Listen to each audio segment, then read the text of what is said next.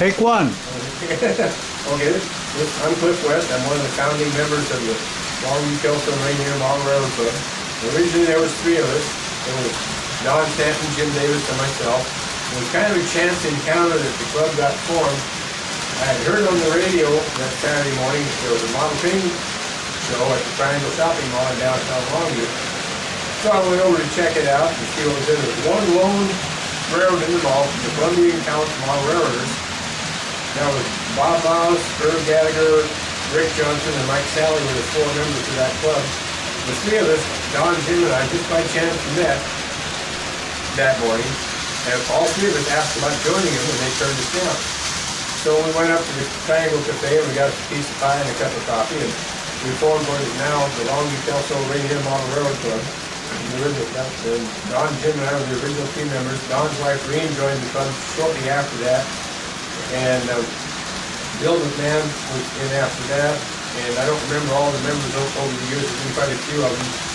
And the club met in Jim Davis's garage for about a little over a year, and we outgrew the space, and so we rented a barn up on Coal Creek Road in the backyard of some folks' property. We were in that barn for somewhere around 12 or 13 years or so, and the people that owned the property passed away, the property got sold, and we had to move. So we moved from the barn on Coal Creek Road to the old elementary school here in downtown Rainier. The elementary school had been closed by the school district and was sold to the church, and we rented a classroom in the school building up until about 2.5 years ago. The Three River Mall contacted the club and wanted our layout in the mall, the grouping there, Bill, in the mall for Christmas. And so we went to the mall, and then they didn't want us to leave, they wanted us to stay, so they rented us a storefront, and we've been in this Three River Mall now for about 2.5 years, and I guess it's going to be our home for a while, and it's a good location.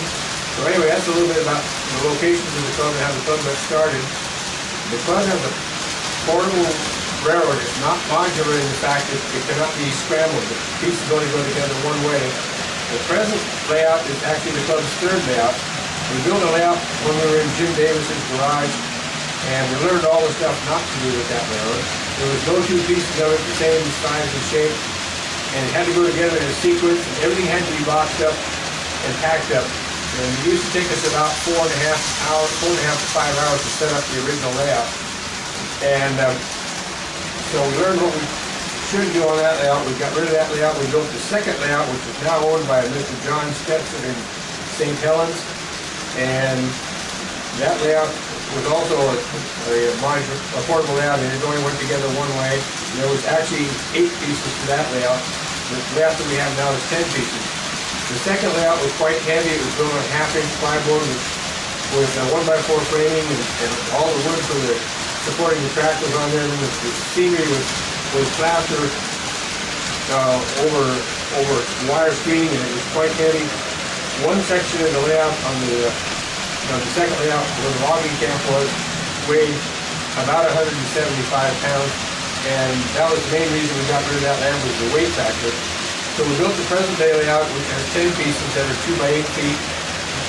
Everything is fastened down on the layout except the trains, of course, and so when it comes time to move the layout, the only thing that comes off the layout is the trains. Everything else stays on the layout. We've cut our time down from 4.5 hours to about a little over an hour, which makes a big difference when it comes to set up and tear down time. And also the present day layout is all built on foam, which cuts the weight way down too. So it's worked out quite well that way. The club owns the trailer that we haul the layout in, and the club owns the railroad itself. When we formed the club, the question came up, should we each build a piece or two of it, or should the club build the layout and the members supply the trains? Well, that's how it turned out. That the club is the owner of the layout, and the club members then supply the trains.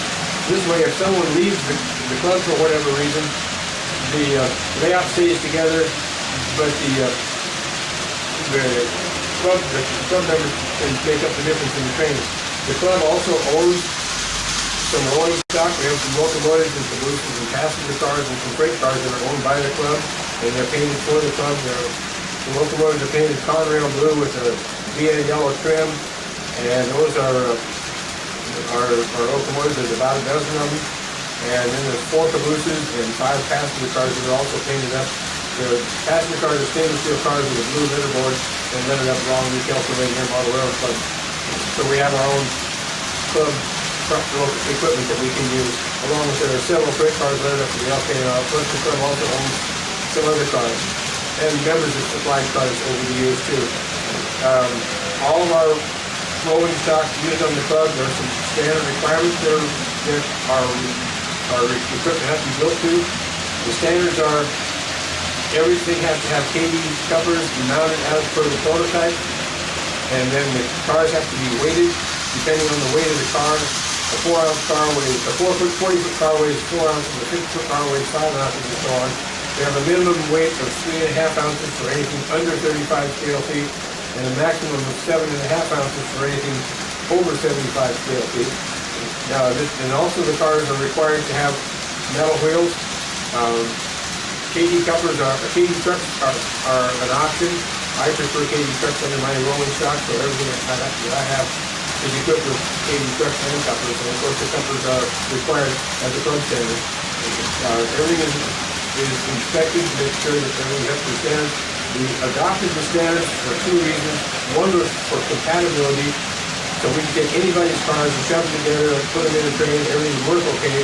The other thing was for reliability, and that's why our layout runs extremely well. We have very few derailment problems on the layout when it's running. For a portable layout, we can run long trains without a problem at all. At one time, I ran a 90-car train on the club layout, and it went almost all the way around the layout. I almost had the engines chasing the caboose. There was only about 8 linear feet between the locomotives and the caboose, but the train was spread out all the way around the layout. And we ran the train for about 2 hours without a hitch. So we thought we were pushing our luck, so we yarded the train and made 3 trains out of it. But it's nice to know that you can do that. And each of our club members has their own favorite railroad. Mine is Southern Pacific, and we're filming this on at my home layout. And as you can see in the background, I have a refrigerator train running with Southern Pacific locomotives and caboose on it. My equipment is built to club standards, and you can see how my layout is running without any serious problems. The club currently has, as of July 2015, has 16 active members. We've fluctuated starting from the original 3. That 16 is about the most we've ever had at any one time. We've had people come and go, we've had people pass away, unfortunately. I think if we had all the members that have ever been in the club, we've had somewhere around 50 to 60 people, and let's say people have left for various reasons, people have moved away. At the present time, we have no women in the club. Over the years, we've had several women in the club. There was Don Stanton's wife, Rainier. There was Deb Gardner, Julie Emler,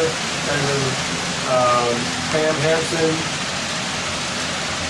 I don't know if I remember Deb Gardner. There's another girl named Susan. I can't remember her last name. All together, we've had about 5 or 6 women in the club over the last 30 years of the club. But presently, there are none. And so that's kind of the way the membership of the club goes. I can't think of a whole lot other than that. The club originally, when we started moving the layout, everybody had to show up because everybody was hauling something. And then we bought John Plant and John was out in the garage sale with his wife and found this tent trailer that had a fire in it. The people wanted $250 for it. And John called me and I went over there and we looked at it. And John and I bought the trailer between the 2 of us and we split the cost up.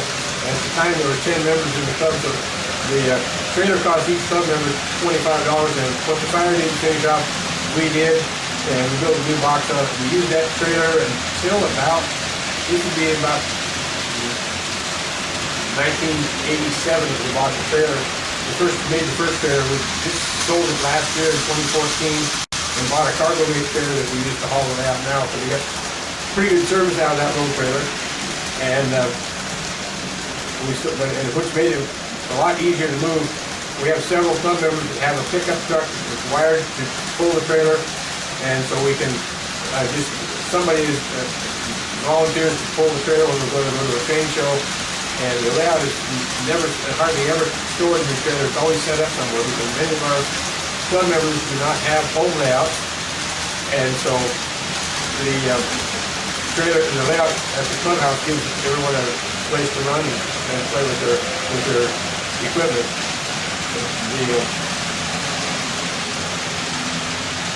The advantage of being in a club, if you don't have a place to build a layout, of course, is you have a place to play. The other advantage of the club is if you are just getting started in model trains, a club is a good place to learn. We've got several members that have had many years in model trains, and you can steer you around the stuff to do and not to do. And also you got the camaraderie and the fellowship of others all around. So there's a great advantage to belonging to the club. Okay. Well, we've moved from my layout room to the family room here in the basement. We'll talk about the operation of the layout, the present day layout. There's a main line which you operate basically as a main line. The inside line is the westbound line. The outside line is the eastbound line. We run right-handed and not left-handed. So if you go out the end of the track over by the industrial park, come out of the yard there and onto the line, you go to the inside line. If you're going to go to the outside line, you go out the other end of the yard out by the grain elevator and enter the outside line there. We run right-handed.